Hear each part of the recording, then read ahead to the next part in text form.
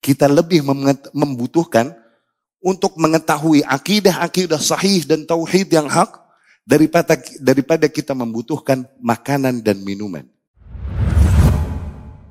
Assalamualaikum warahmatullahi wabarakatuh.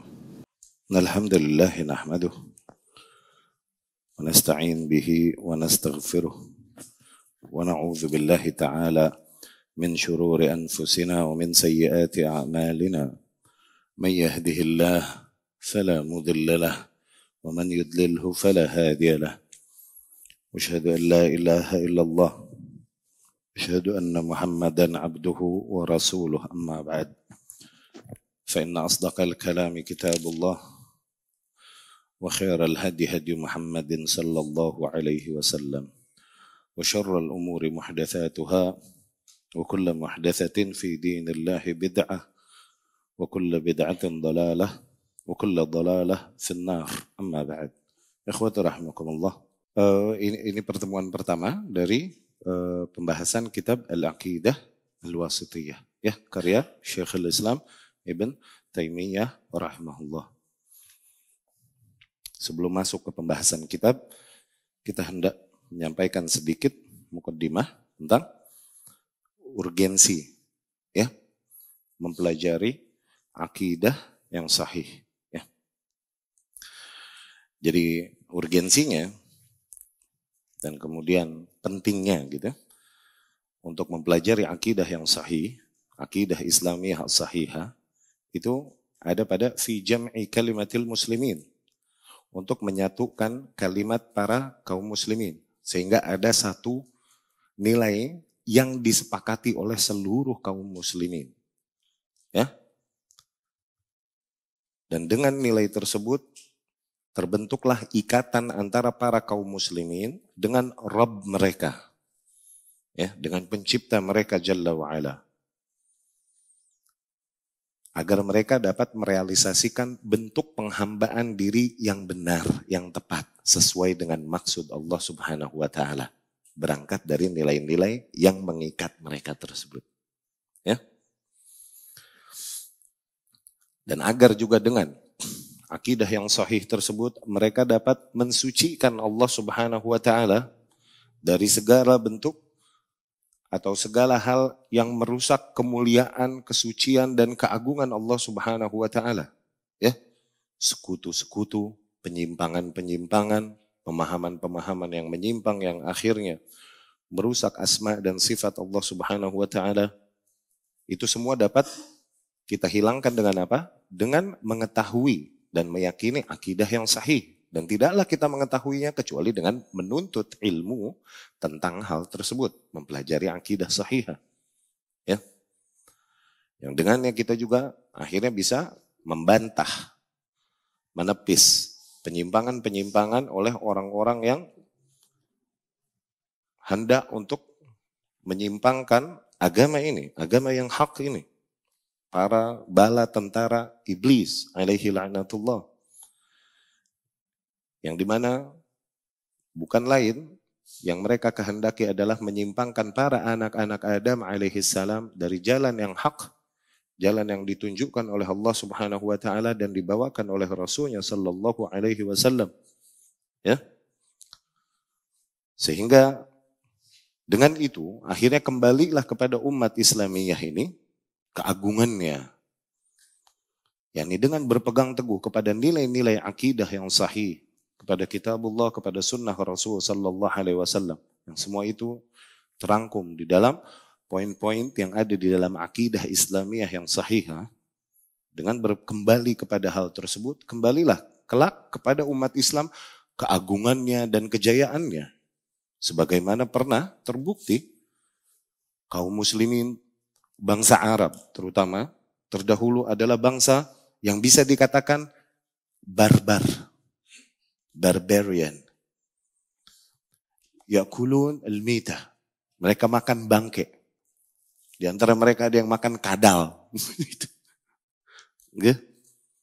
Nggak punya satu unity. Nggak ada. Nggak ada kita dengar Raja Arab, nggak ada. Raja-raja Persia, kita dengar Kisra. Raja yang menyatukan kabilah-kabilah di Persia.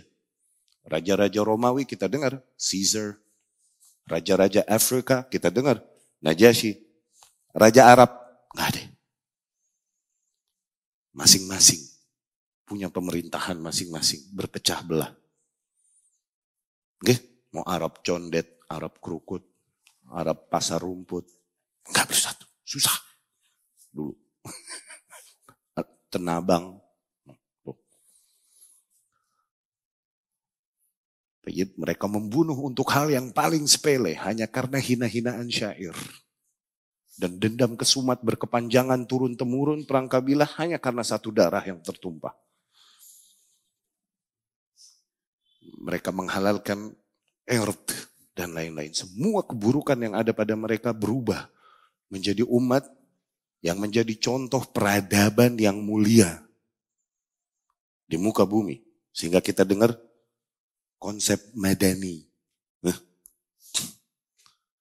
Berubah from zero to hero, demikian. Dengan apa? Dengan nilai-nilai yang dibawakan oleh Allah Subhanahu wa taala melalui Rasulnya sallallahu alaihi wasallam, dengan tauhid, dengan sunnah, dengan akidah yang sahihah. Ya? Namun ketika kaum muslimin akhirnya sehingga masa keemasannya hampir 3/4 muka bumi dikuasai oleh kaum muslimin. Nggak pernah ada umat yang memiliki kekuasaan seluas kuasa para kaum muslimin. Namun ketika umat meninggalkannya, nilai-nilai yang luar biasa yang bisa mereka cetak, prestasi luar biasa yang nggak pernah ada di kaum-kaum sebelumnya. Jumlah kaum muslimin yang sedikit dapat mematahkan jumlah musuh yang puluhan atau ratusan kali lipat dengan izin Allah Subhanahu wa taala. 317 kaum muslimin di perang Badar pertama kali tanpa persiapan perang dapat mengarahkan 1.000 lebih kaum musyrikin. 30.000 kaum muslimin dapat mengalahkan 150.000 Persia di Qadisiyah. Sehingga Persia tumbang sampai ke akar-akarnya. Ini negara yang udah berjalan 8 abad lebih dengan pengalaman bernegara, pengalaman berperang 8 abad. Lawan kaum muslimin yang belum seperempat abad umurnya.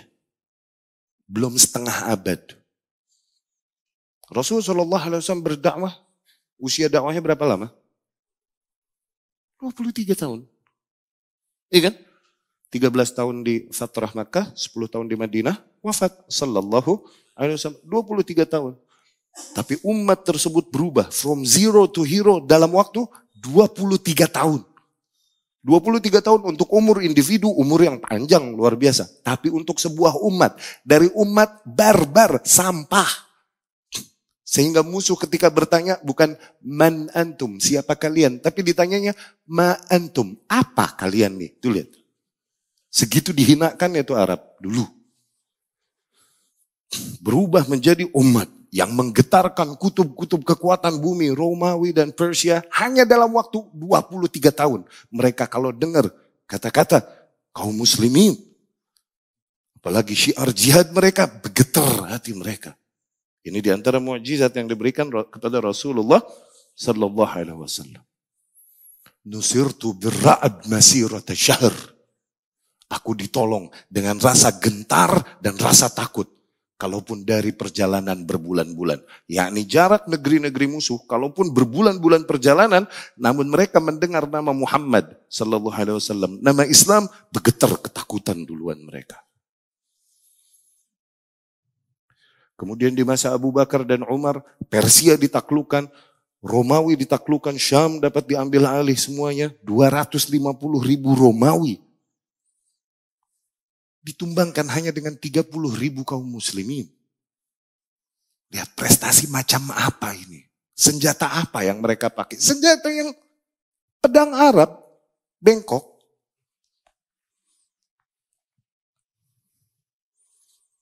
Ya. Tapi bisa mereka sampai kejayaan yang besar luar biasa demikian. Bahkan di zamannya Ar-Rasyid. Di zamannya Ar-Rasyid. Harun Rashid. Kalau musim dingin nih, suka disebarin gandum. Gandum-gandum di puncak-puncak bukit. Ya. Ini diantara kabar-kabar yang diriwayatkan. Ya, di zamannya Rashid. Disebarkan gandum-gandum, biji-biji gandum ini disebarin di puncak-puncak bukit yang dingin. Kenapa? Dingin ini kering, rontok. Ditanya, kenapa? Kenapa demikian? Dijawab oleh Harun al-Rashid, agar jangan ada yang berkata bahwa burung-burung di negeri kaum muslimin mati kelaparan di musim dingin. Allahu Akbar.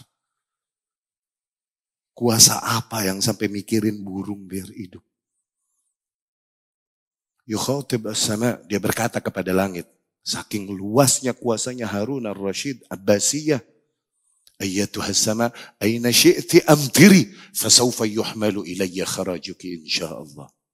Wahai langit, dimanapun kau mau turunkan hujan, turunkan.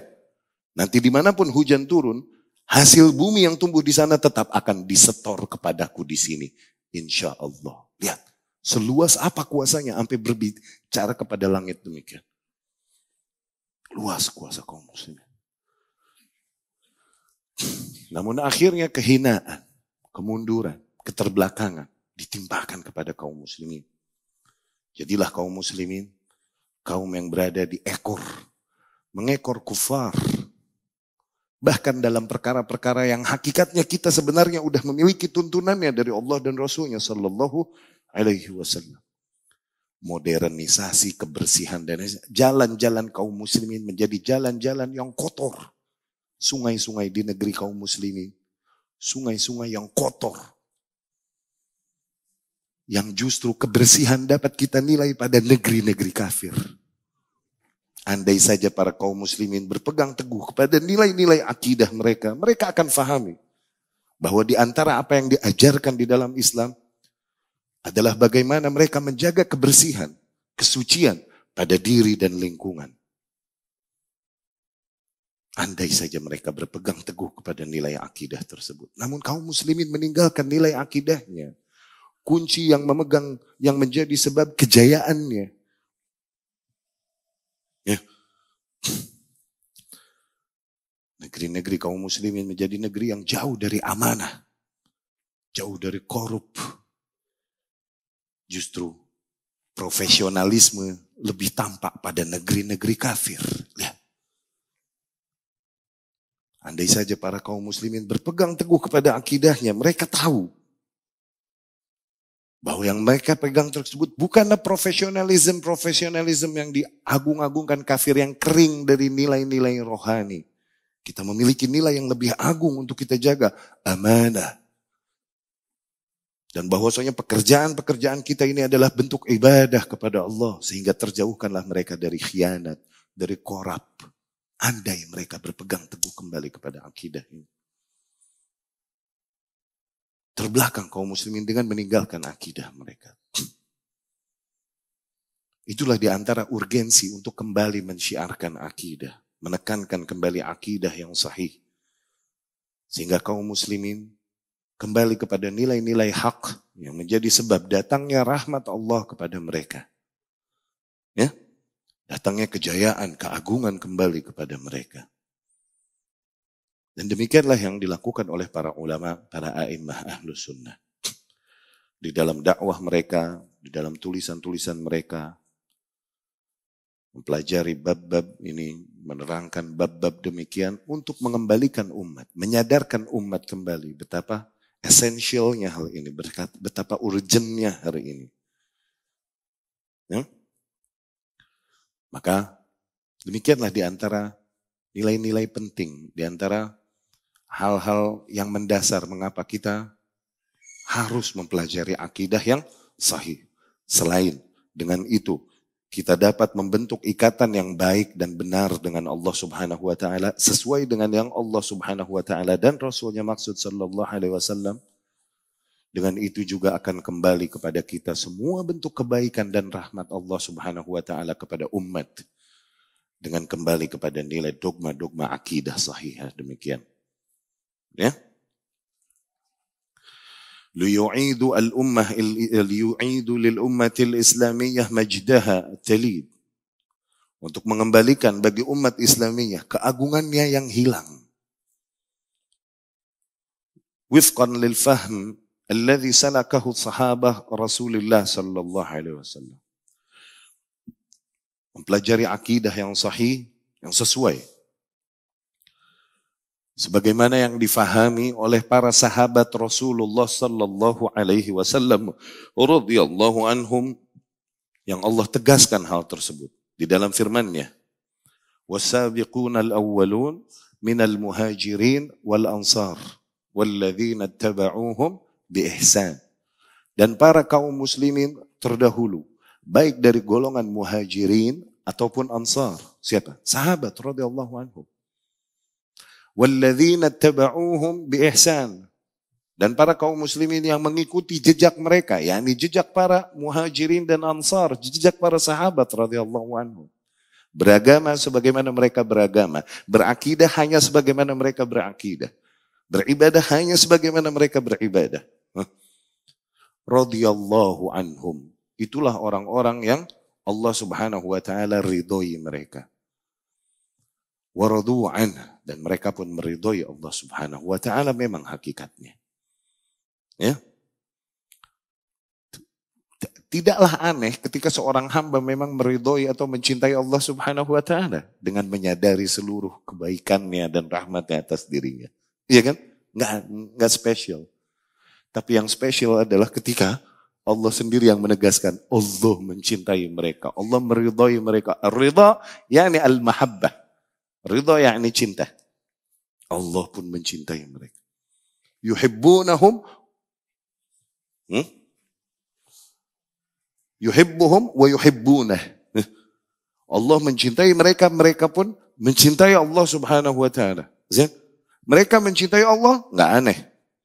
Orang-orang yang tahu diri setelah semua rahmat Allah Subhanahu wa taala dalam kehidupan, mereka akan mencintai Allah, enggak aneh. Nggih? Tapi Allah yang menegaskan yuhibbuhum, Allah yang mencintai mereka, itu prestasi. Ya? Nah demikianlah para sahabat radhiyallahu anhum. Yang Allah tazkiyah mereka di dalam kitabnya. Radhiyallahu anhum. Allah meridhai mereka. Wa radu an. Dan mereka pun hakikatnya orang-orang yang meridhai Allah memang.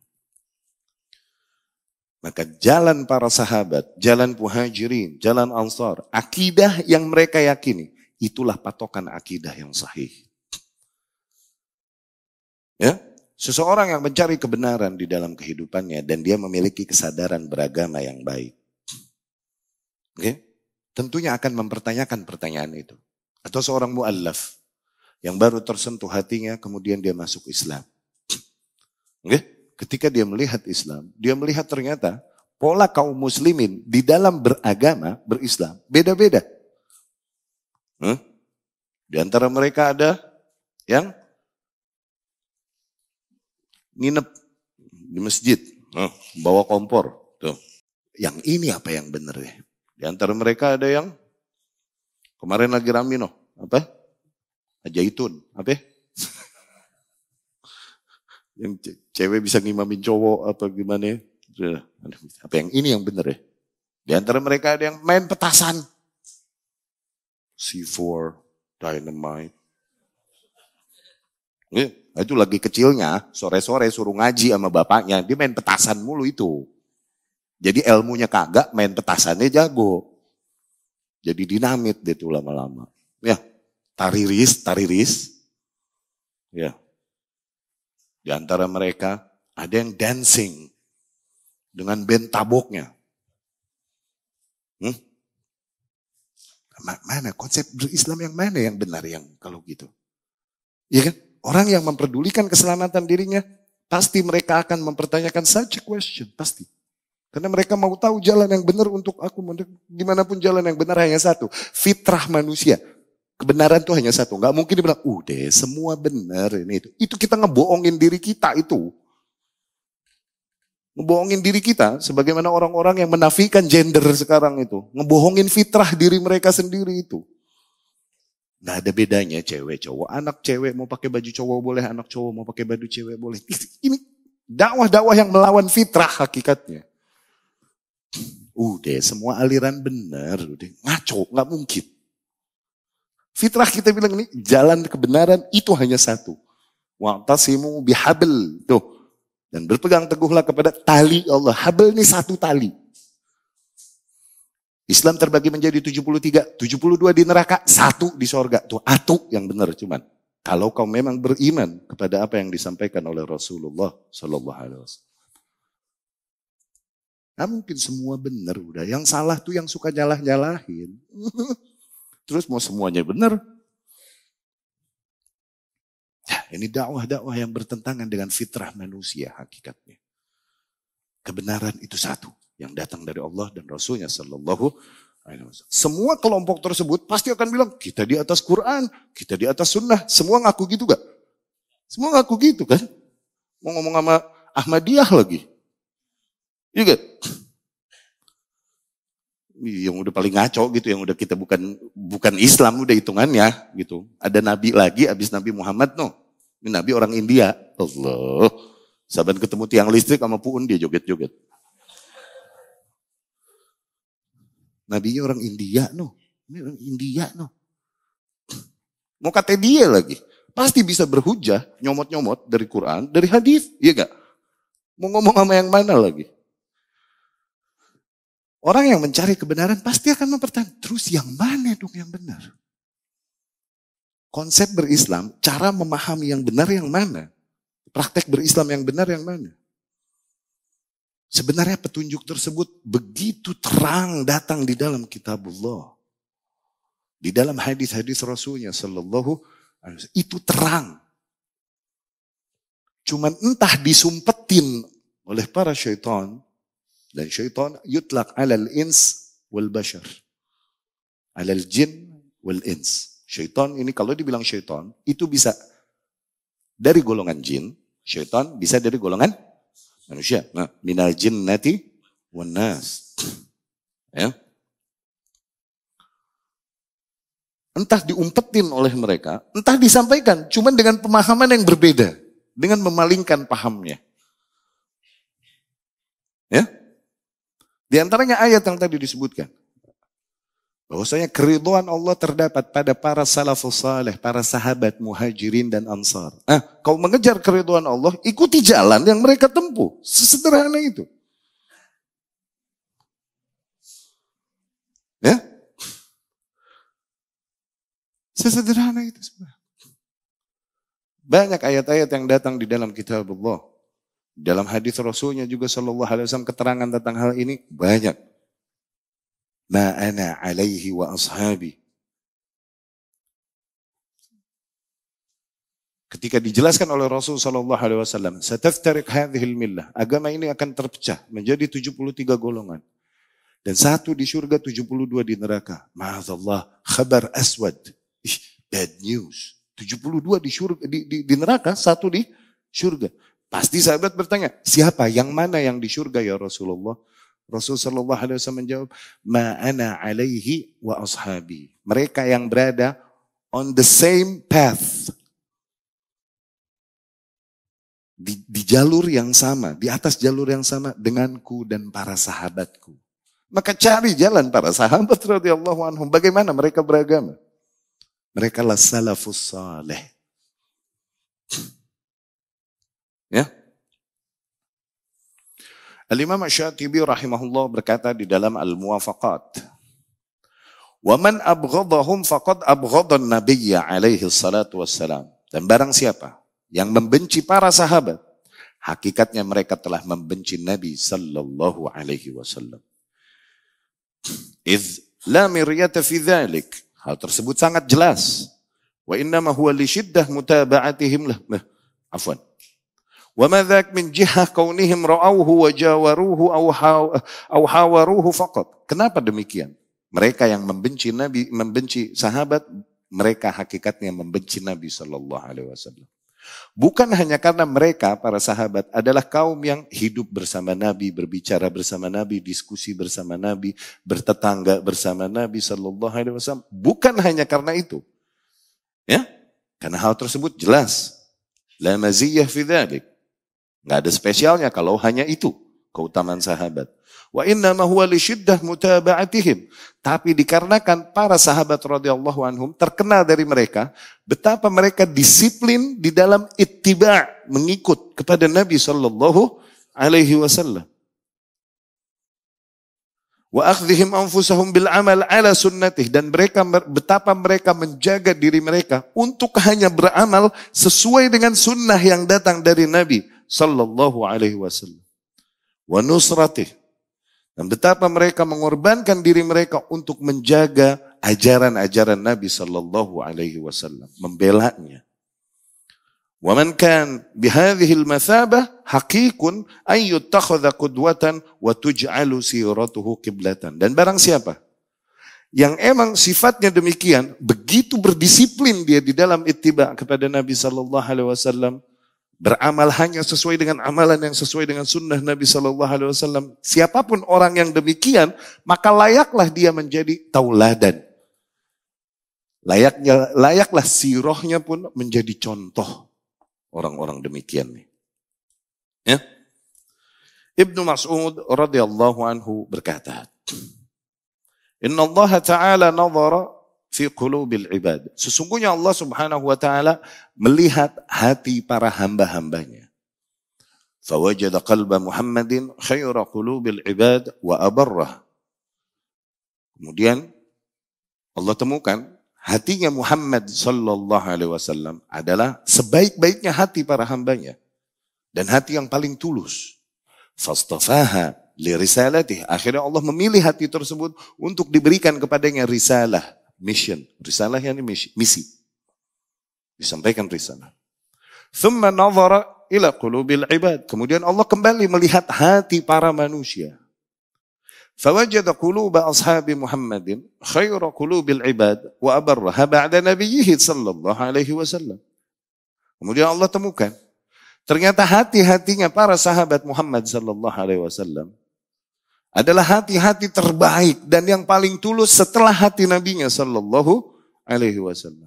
Akhirnya Allah pilih hati-hati tersebut untuk dijadikan para penolong, pembantu, pembela Nabinya sallallahu alaihi wasallam, berjuang, berjihad bersamanya menyampaikan agama Allah Subhanahu wa taala.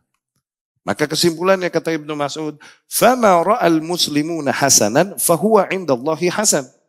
Maka apapun yang dinilai oleh para kaum muslimin tersebut yang bersama Rasul sallallahu alaihi wasallam, yakni para sahabat, apapun yang dilihat, dinilai mereka nilai tersebut hasan, baik, maka itu pasti baik di sisi Allah Subhanahu wa taala. Fama ra'al muslimuna sayyi'an, dan apapun yang mereka lihat hal tersebut buruk, fahuwa 'indallahi sayyi', maka pastilah hal tersebut buruk di sisi Allah Subhanahu wa taala. Ya. Kemudian Abu Zur'ah Ar-Razi rahimahullah berkata, "Idza ra'aita ar-rajula yantaqis ahadan min ashabi Rasulillah sallallahu alaihi wasallam." Apabila kau melihat seseorang mencela-cela, menghinakan salah seorang dari sahabat Rasul sallallahu alaihi wasallam, fa'lam annahu zindiq. Maka yakinlah bahwa dia itu fix zindiq. Kafir yang menyembunyikan kekufurannya seperti munafik. Wadzalika anna Rasul sallallahu alaihi wasallam indana haq. Demikianlah dikarenakan apa? Dikarenakan Rasul sallallahu alaihi wasallam bagi kita adalah hak. Patokan kebenaran. Wal Quran haq. Demikian juga Al-Quran bagi kita adalah hak. Wa innama adda ilaina hadzal Quran was sunan. Adapun mereka para sahabat Rasul sallallahu alaihi wasallam adalah satu-satunya jalur yang menyampaikan kepada kita seluruh Quran dan sunnah-sunnah Rasul ini sallallahu alaihi wasallam bagi kita. Wa innama yuriduna ay yukhriju syuhudana.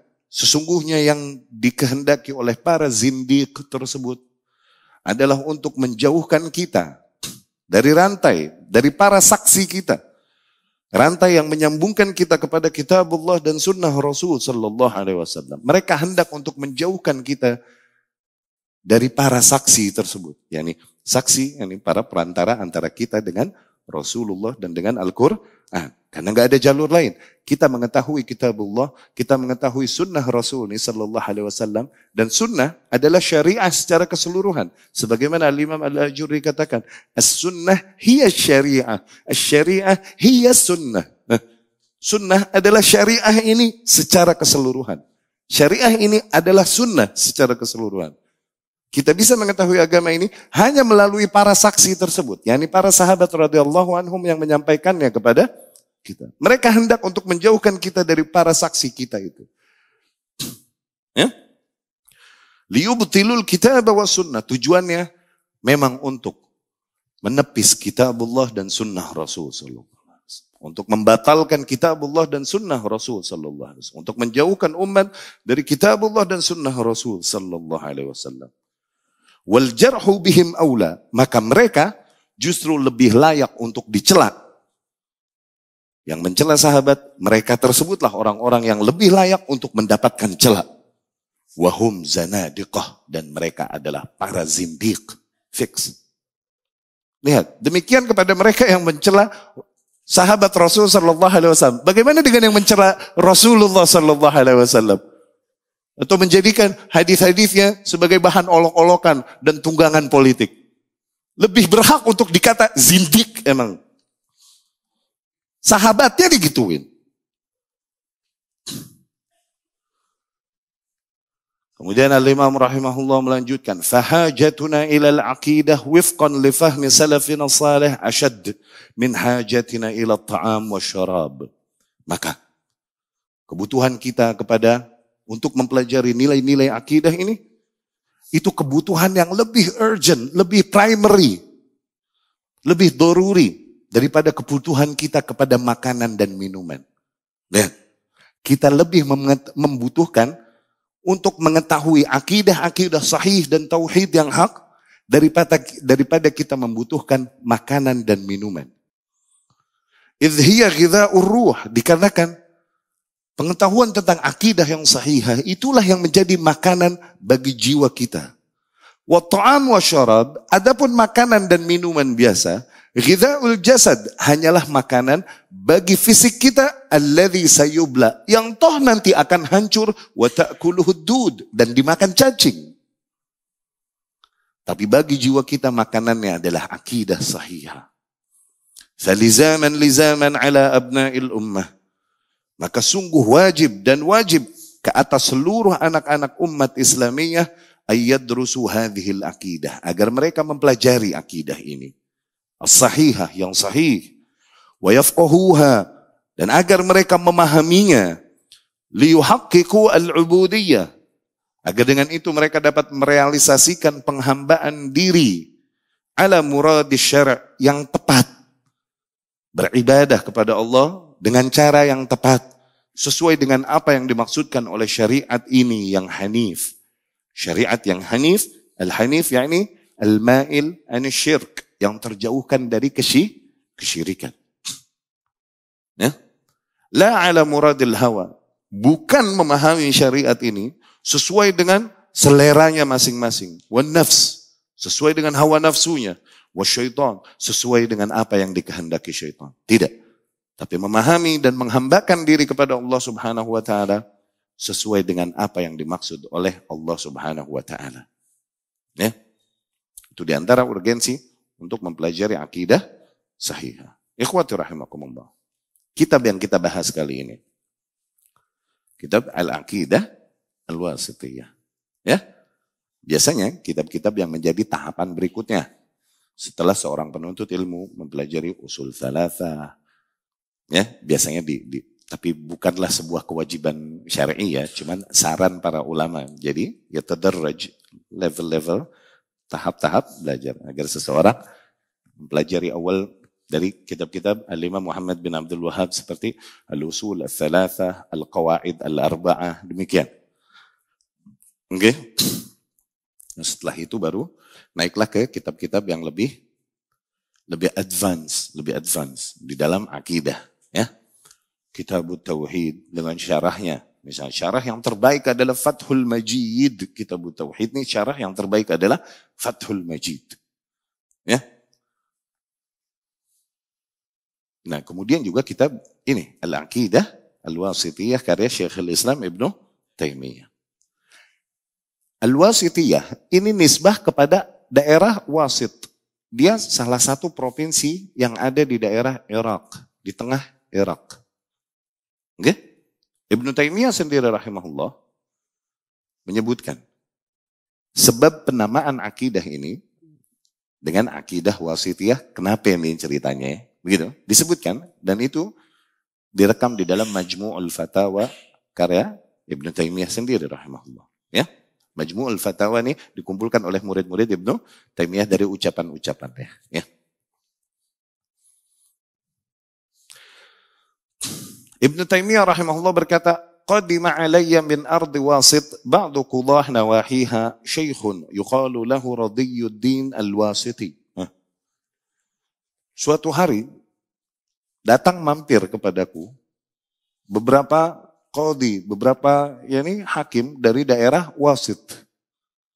Dan terdapat di antara mereka seorang syekh, seorang qadhi, seorang hakim, orang yang menjadi tempat bertanya dan patokan hukum di daerah sana gitu. Seorang syekh yang bernama Radiyuddin Al-Wasiti. Namanya Radiyuddin Al-Wasiti. Al-Wasiti yakni orang wasit, begitu. Oke?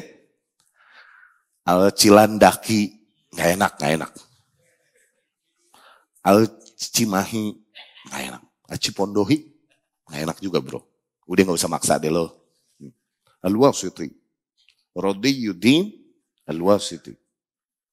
Radiyuddin Al-Wasiti ini, kemudian dia adalah min ashab asy-Syafi'iyah. Dia orang yang fikihnya orang Syafi'iyah. Ya, seorang Syafi'iyah. Tapi demikianlah para pencari kebenaran, nggak mau tahu mazhabnya apa, cuman terkenal dia ilmunya baik dan kemudian berada di atas jalur yang hak, dia tetap bertanya, nggak ada urusan.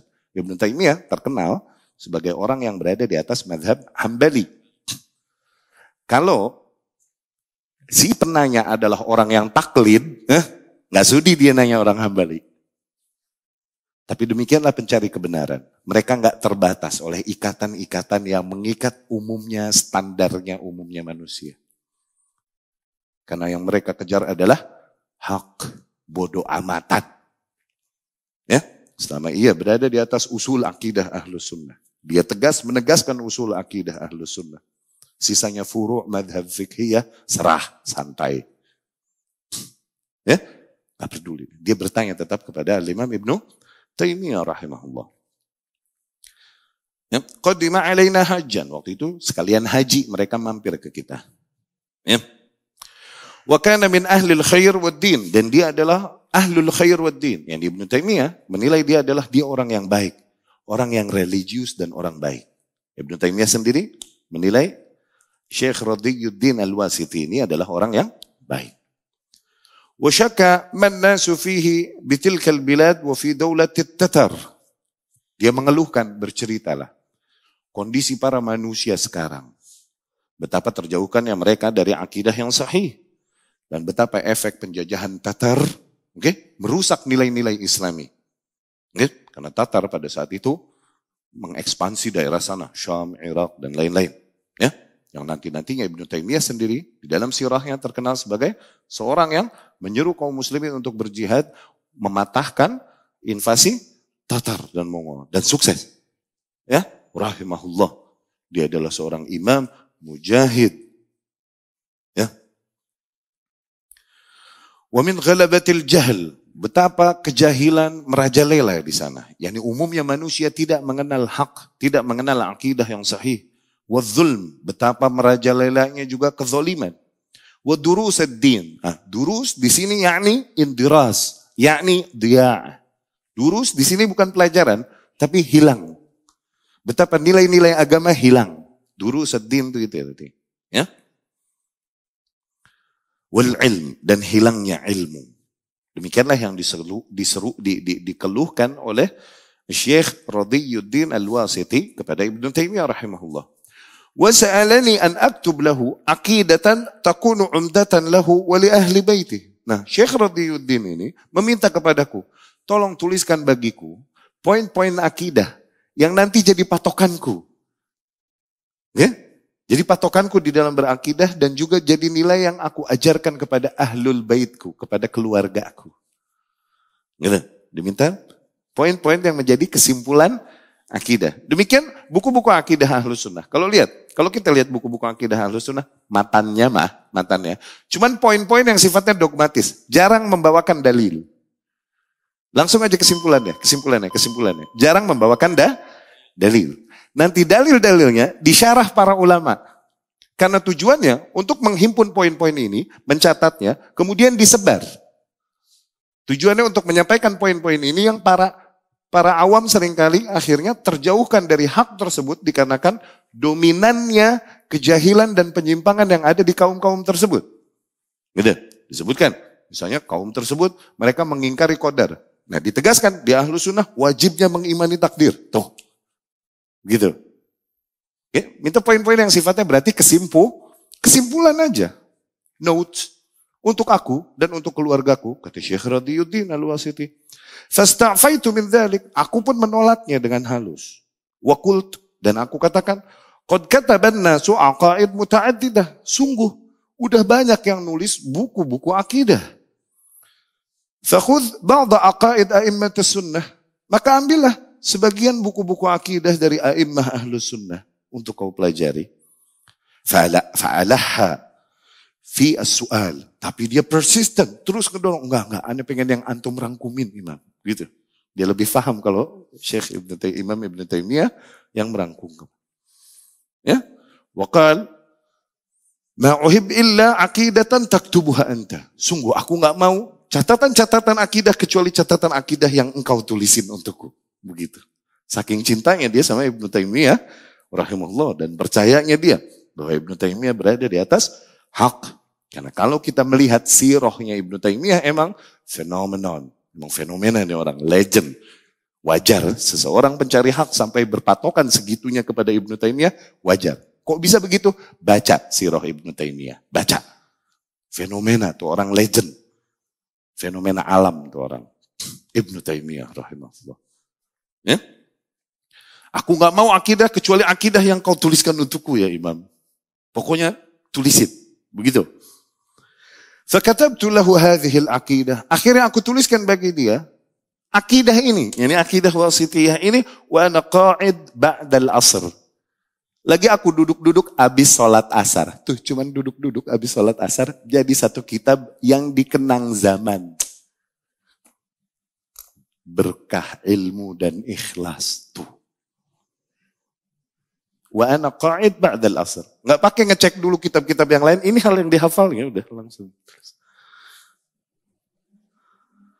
Ya. Wa ana qa'id ba'dal asr. Yani aku lagi duduk habis sholat asar. Yani selonjoran habis asar sambil santai.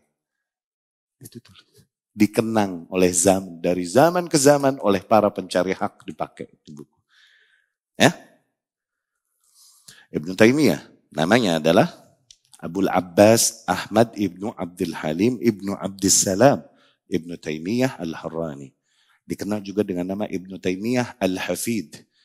Ya. Al-Hafid yakni cucu. Karena ada Ibnu Taimiyah Al-Jad. yakni Abdussalam Al-Harrani. Dia imam juga. Ahli fikih Hambali dan punya karya banyak juga. Dikenal dengan nama Ibnu Taimiyah Al-Jad. Al-Kakek. Nah Ibnu Taimiyah yang terkenal ini. Ibnu Taimiyah Al-Hafid. yakni Al-Cucu. Cucu yang cucu. Al-Hafid yakni cucu. Ya. Tapi kita dengarkan adzan. Kemudian dari materi tadi. Kalau ada yang mau ditanyakan. Untuk pertemuan kali ini kita cukupkan untuk muqaddimah aja dulu. Pertemuan muqaddimah tentang pentingnya akidah. Dan kemudian tentang khalfiyat. Latar belakang disusunnya kitab akidah wasitiyah. Ya. Apabila dari materi kita dengarkan azan dulu, kemudian apabila dari materi tadi atau di luar hal itu ada yang mau ditanyakan, silahkan ditulis. Aku qauli hadza wa astaghfirullah li wa lakum.